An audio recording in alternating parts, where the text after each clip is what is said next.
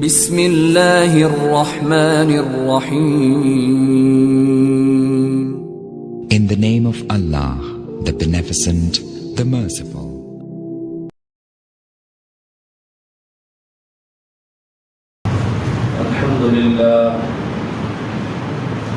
الحمد لله وكفى وسلام على عباده الذين اصطفى أما بعد فقد قال الله تبارك وتعالى في القرآن المجيد والفرقان الحميد أعوذ بالله من الشيطان الرجيم بسم الله الرحمن الرحيم ما آتاكم الرسول فخذوه وما نهاكم عنه فانتهوا. وعن انس رضي الله تعالى عنه قال قال لي رسول الله صلى الله عليه وسلم يا بني إن قدرت أن تصبح وتمسي وليس في قلبك غش لأحد فافعل يا بني وذلك من سنتي من أحب سنتي فقد أحبني ومن أحبني كان معي في الجنة. رواه الترمذي. صدق الله العظيم وصدق رسوله النبي الكريم ونحن على ذلك من الشاهدين والشاكرين. محترم بزرگوں اور دوستو، اللہ تبارک و تعالی نے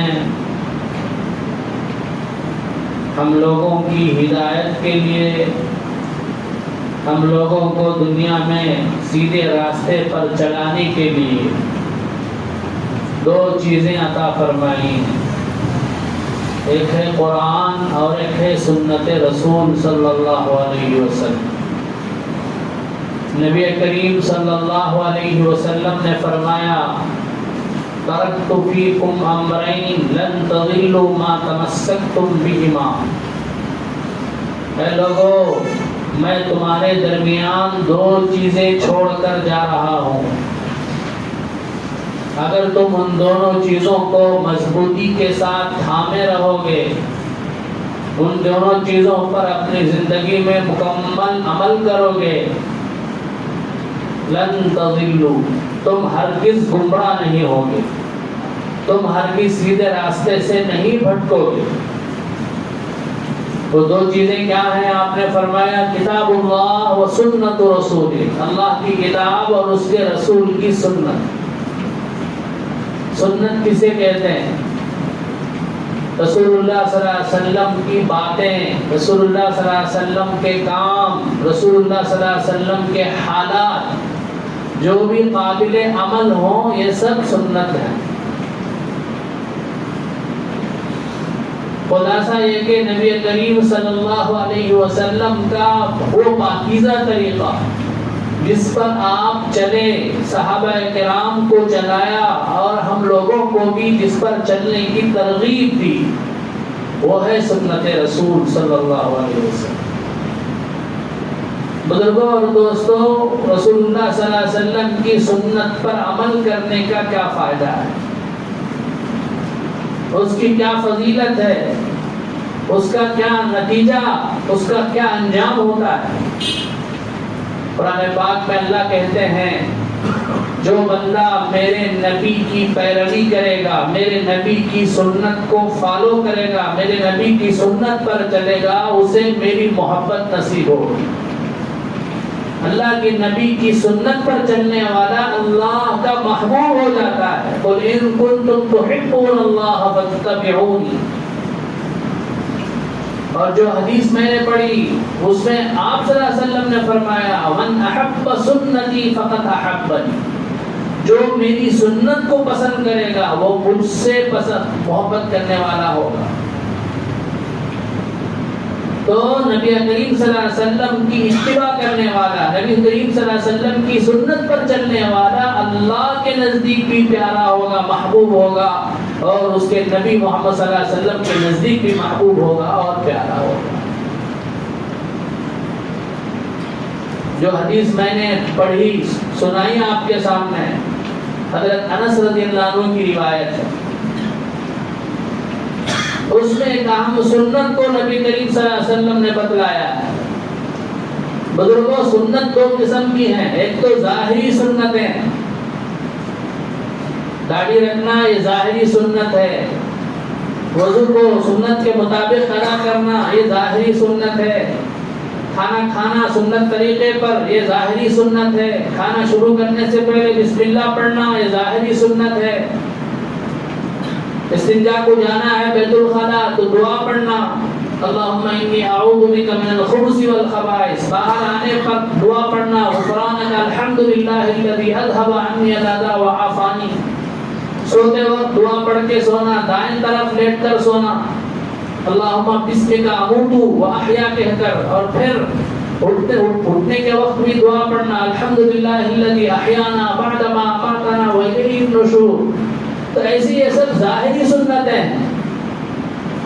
ایک باطنی سنت ہے، اس باطنی سنت کو اللہ تعالیٰ نے، اللہ کے نبی صلی اللہ علیہ وسلم نے اس حدیث میں بیان فرمایا۔ انس رضی اللہ تعالیٰ عنہ 10 سال کے تھے، اس وقت ہی سے نبی کریم صلی اللہ علیہ وسلم کی خدمت میں آ گئے، چھوٹے سے بچے تھے، اسی وقت میں آپ کے خادم بن گئے۔ آپ صلی اللہ علیہ وسلم کو ان سے بہت محبت، تو اسی محبت بھرے لہجے میں انس رضی اللہ عنہ کو فرماتے ہیں یا بنیا، اے میرے پیارے بچے، اے میرے پیارے بیٹے، ان قدرت ان تصبح وتمسی وليس في قلبك غش لاحد فافعل۔ اے بیٹے، اگر تم سے یہ ہو سکے کہ تم صبح اور شام اس حالت میں کرو، گزارو کہ تمہارے دل میں کسی کے بارے میں کوئی کینہ کپٹ نہ ہو۔ کینہ یعنی چھپی ہوئی دشمنی، تمہارا دل کسی کی دشمنی سے پاک ہو، اس حالت میں اگر صبح کر سکتے ہو تو ففعل کرو، یعنی دل میں کسی کے بارے میں بھی کوئی عداوت، کوئی بغض، کوئی دشمنی، کوئی کینہ مت پالو، ہر ایک کے بارے میں دل کو صاف رکھو۔ تو بزرگوں یہ ہے باطنی سنت۔ ہم ساتھ مل کر کام کرتے ہیں، اگر ہمارے بارے میں کوئی ہمارا ساتھی مینیجر کے پاس، ایم ڈی کے پاس غلط بات پہنچا دیا تو ہم کو اس سے دشمنی ہو جاتی ہے، ہم بھی طاق میں رہتے ہیں، انتظار میں رہتے ہیں کب موقع ملتا اس سے بدلہ لینا۔ تو بزرگوں اور دوستو، یہ ہمارے نبی کی سنت نہیں ہے۔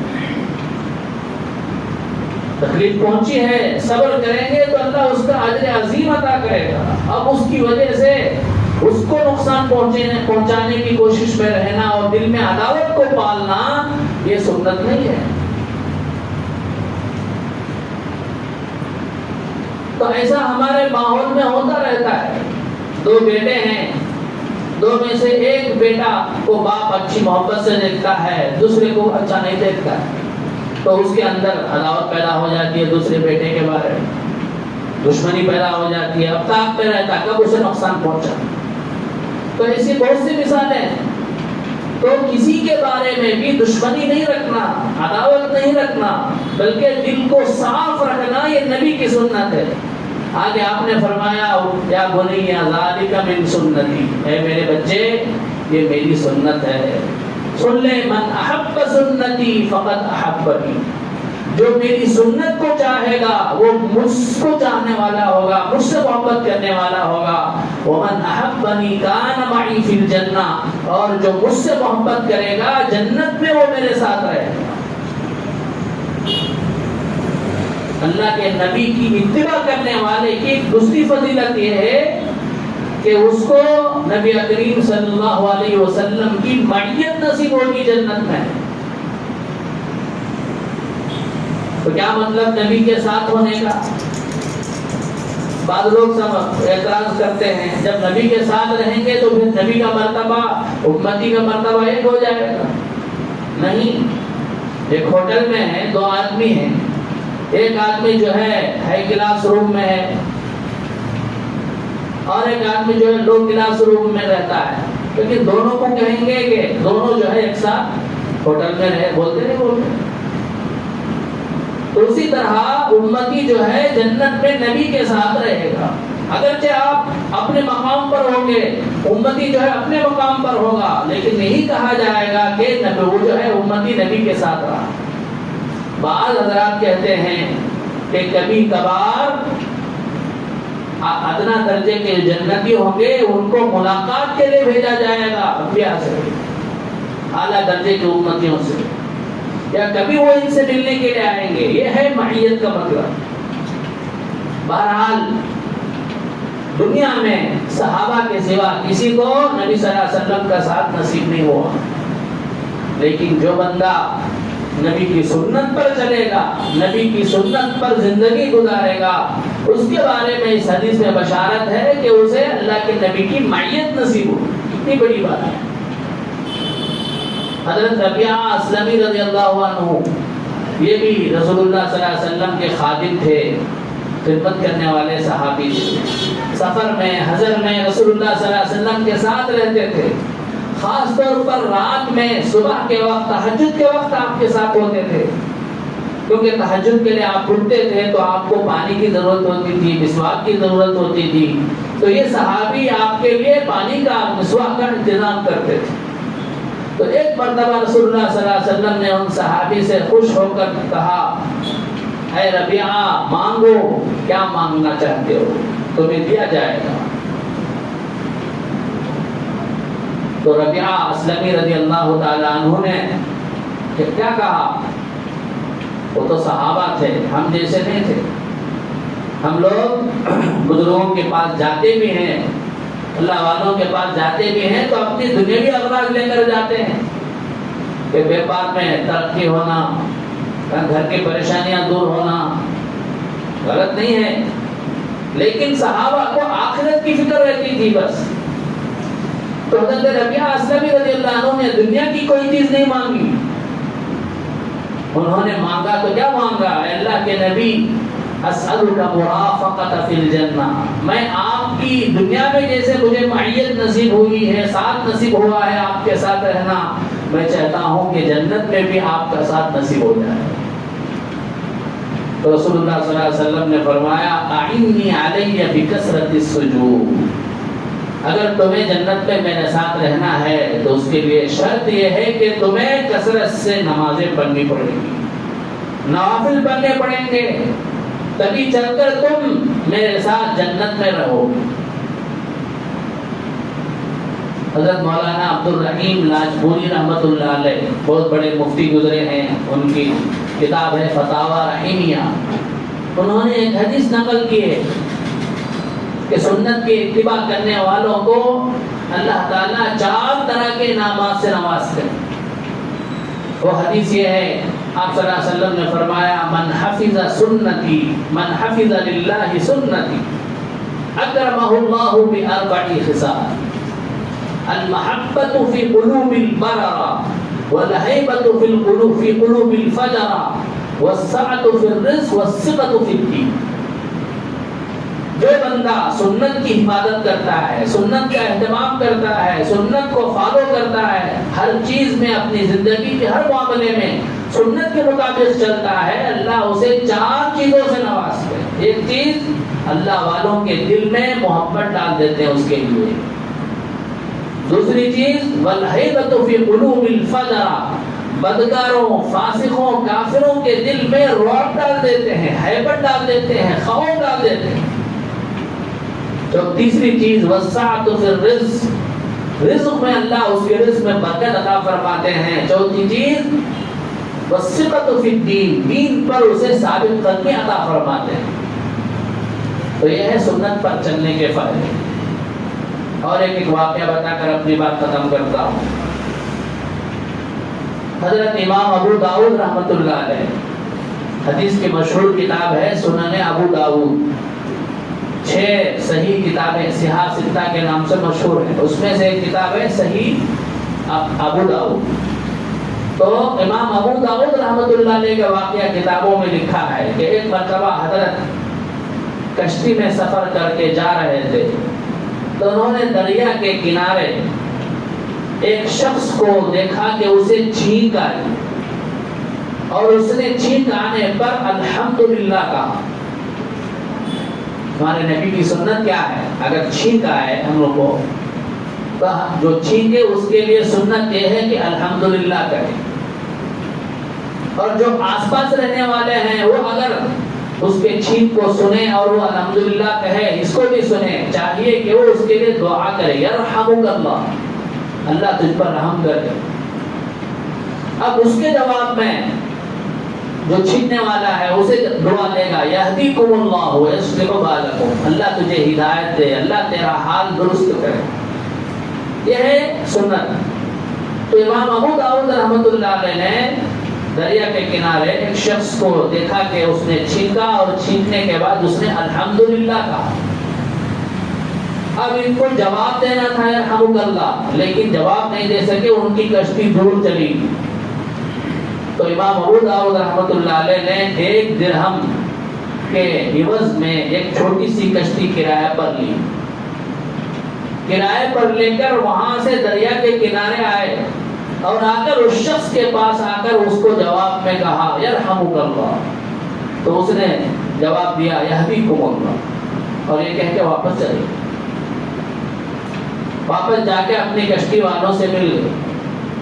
تو کشتی والوں نے تعجب سے پوچھا ایسی کیا ضرورت پیش آ گئی کہ تم نے 1 درہم خرچ کر کے کشتی کرائے پر لی اور جا کر تم نے اس کو یرحمک اللہ کہا؟ اتنا اہتمام کیوں آپ نے کیا؟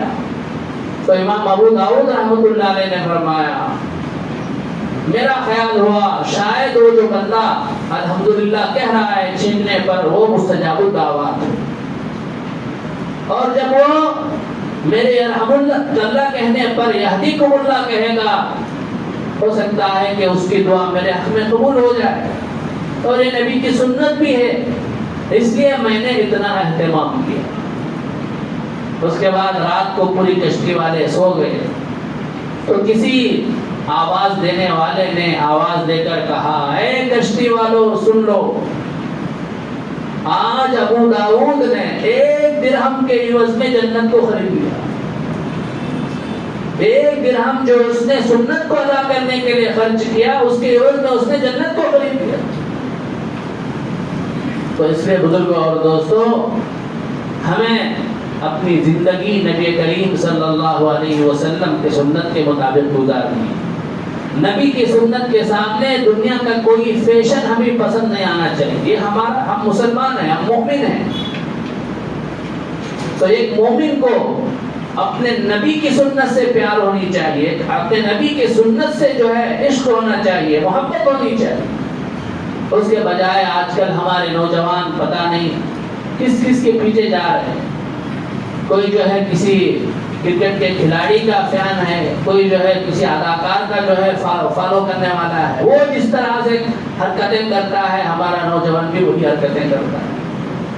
وہ اگر کان میں کمے ڈالتا ہے تو یہ بھی ڈال لیتا ہے، وہ گھٹو کرتا ہے تو یہ بھی کر لیتا ہے، پٹے مار لیتا ہے. وہ داڑھی رکھتا ہے تو وہ بھی داڑھی رکھتا ہے، وہ مونچھ رکھتا ہے تو یہ بھی مونچھ رکھتا ہے.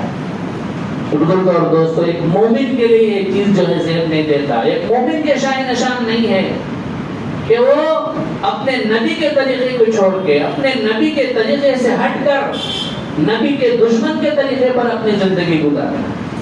تو بہرحال ان آیتوں سے، حدیثوں سے، واقعات سے ہمیں یہی نصیحت ملی کہ ہمیں اپنی پوری زندگی اور زندگی کے ہر معاملے میں دیکھنا چاہیے کہ میرے نبی کا کیا طریقہ ہے، میرے نبی کا یہاں کیا حکم ہے، میرے اللہ کا کیا حکم ہے. اسی کے مطابق ہمیں زندگی گزارنا چاہیے. اللہ تعالیٰ مجھے بھی آپ کو بھی اس کی توفیق عطا فرمائے. آمین. وآخر دعوانا الحمدللہ رب العالمین.